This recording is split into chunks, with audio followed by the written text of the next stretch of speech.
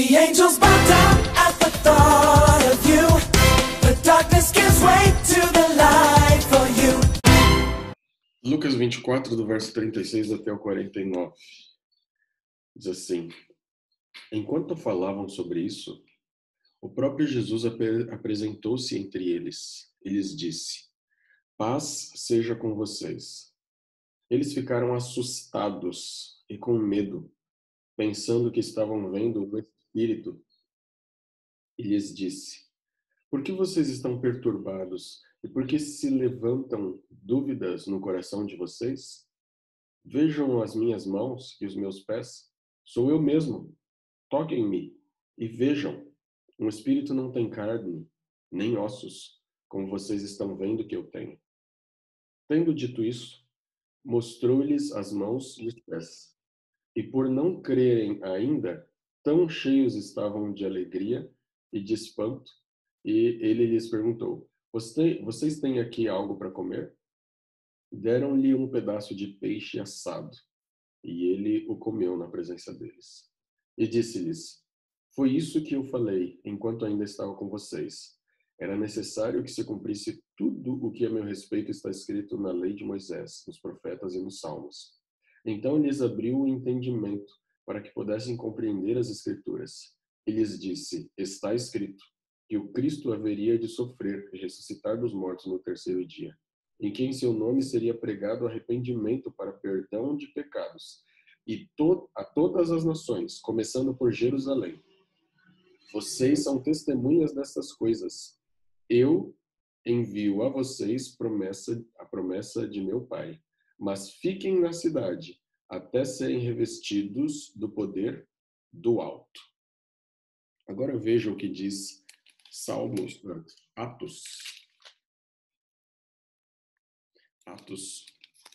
1, verso 8. Você sabe que o mesmo Lucas que escreveu o Evangelho é o que escreveu o livro de Atos, né? E aqui você encontra as seguintes palavras: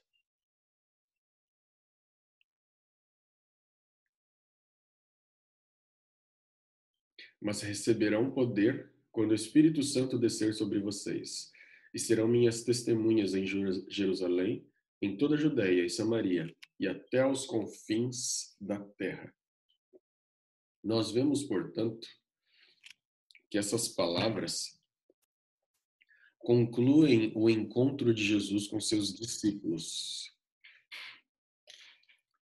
Jesus tinha então ressuscitado. Era algo muito, muito novo para eles.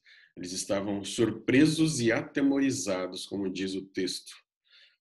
Eles acreditavam que estavam vendo um fantasma, como diz ali no livro de Lucas, o verso 37.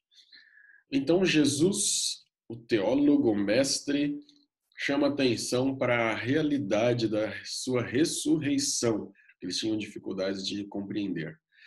Suas mãos e pés, também aqui ao seu lado, ainda inchados, davam testemunho de que o que ele dizia era verdade. Para provar que ele é real e não um fantasma, ele comeu um pedaço de peixe na presença deles. Como evidência final, ele passou então a expor aquilo que as Escrituras haviam dito sobre o Messias. Ali no verso 46 nós vemos, não é, como o Cristo havia de padecer e ressuscitar dentre os mortos e tal. Ele começa a contar todos esses detalhes para os seus discípulos. Aí no verso seguinte, o ressuscitado Senhor envia seus discípulos como suas testemunhas perante todas as nações. E essa cena, levemente modificada, é repetida na introdução de Atos. Por isso que eu li também o texto aqui de Atos, e nós vemos o que ele fala em Lucas, e quase que as mesmas palavras aparecem novamente em Atos. E o que chama a nossa atenção nas duas narrativas é que nelas os discípulos recebem a ordem de ir. Vocês devem ir. Mas ao mesmo tempo eles recebem a ordem de permanecer em Jerusalém. Isso parece contraditório? Nós, pastores, gostamos sempre de enfatizar e falar para os irmãos: olha, você tem que ir, você tem que ir, você tem que ir. e eu gosto de falar bastante, né, de ir, e esse conceito de ir, ele é muito importante nessa perspectiva do reino, é muito importante na maneira como eu me vejo como discípulo de Cristo, como sendo um servo fiel. Então, essa perspectiva de ir é extremamente importante. Mas não há como negar que aqui Jesus está falando do ir, mas ao mesmo tempo ele fala em permanecer em Jerusalém. Parece contraditório o fato de que para ir, eles devam ficar.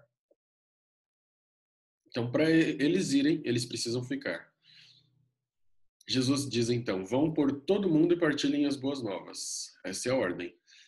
Mas no mesmo fôlego, ali no livro de Lucas, você percebe que ele diz assim: não se mexam, eu estou parafraseando, né? Mas não se mexam até que vocês estejam revestidos do poder do alto. E o mesmo é verdade ainda hoje. A primeira coisa que Deus quer que nós façamos não é avançar de qualquer forma e lutar as batalhas de Deus com o nosso próprio poder. Jesus está aqui ensinando que sem o poder do Espírito, todos os esforços, todos os planos, todas as estratégias, os programas são espetáculos ridículos. Nós precisamos do poder do alto. Há, contudo, outra lição que nós podemos aprender aqui. O testemunho deve começar em Jerusalém. Em Jerusalém esse testemunho deve começar. Isto é, em casa. Jerusalém não era a casa dos discípulos? Pois é. Então, para nós hoje, o nosso testemunho tem que começar em casa. Tem que começar em Jerusalém, em casa. Primeiramente, na minha vida espiritual. Na minha própria vida espiritual. Em seguida, com os que estão próximos de mim. Jesus está ordenando: espere, não tente fazer meu trabalho ainda. Nós devemos começar em Jerusalém, recebendo nós mesmos o Espírito. E então, pelo Espírito, nós estaremos habilitados a comunicar o que nós aprendemos à esposa, estaremos habilitados a apresentar ao esposo, aos filhos, aos vizinhos. Aí então a comunidade em amor e compaixão. Começando então em Jerusalém, nós podemos avançar para a Judéia, para depois então Samaria, e expandir o círculo até os confins da terra. Nós estamos às vezes afoitos e afobados e seguimos na direção inversa. Iniciamos sem o poder e lá longe. Isso pode parecer mais fácil, porque lá longe nós não somos tão conhecidos quanto em casa. Não somos tão conhecidos quanto em casa. Por isso, lá fora, onde nós não somos conhecidos, pode parecer mais fácil. Mas a menos que sejamos autênticos, compassivos, em Jerusalém, nenhum testemunho em lugares distantes será efetivo. Amém? Faz sentido? Estamos aí finalizando, portanto. Antes de encerrarmos, alguém gostaria de comentar? Sentimos tua falta ontem, Ellen. Você já explicou.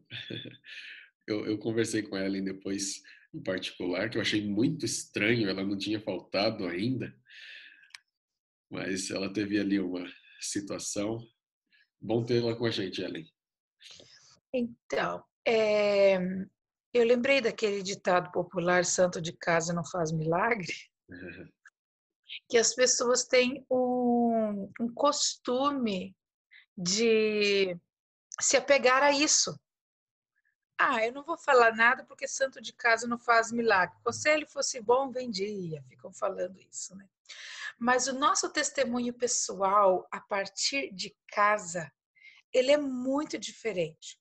Só que nós temos que ter cuidado que, às vezes, quando a gente conhece a Jesus e estamos num ambiente não cristão, a nossa sede, o nosso desejo de contar a todos faz a gente querer, às vezes, empurrar de goela abaixo as coisas que a gente aprendeu, a começar pelas doutrinas.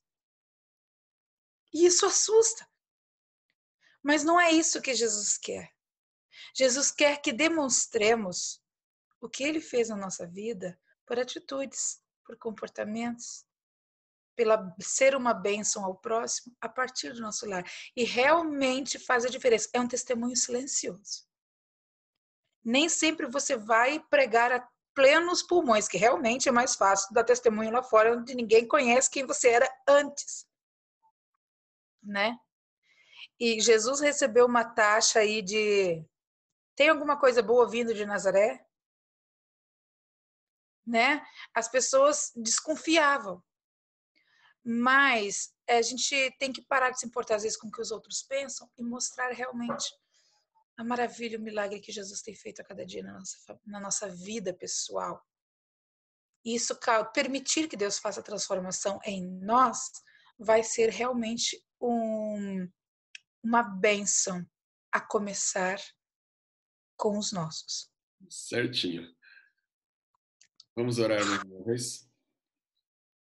Santo Pai, querido Deus, que esta reflexão seja uma realidade na vida de cada um de nós.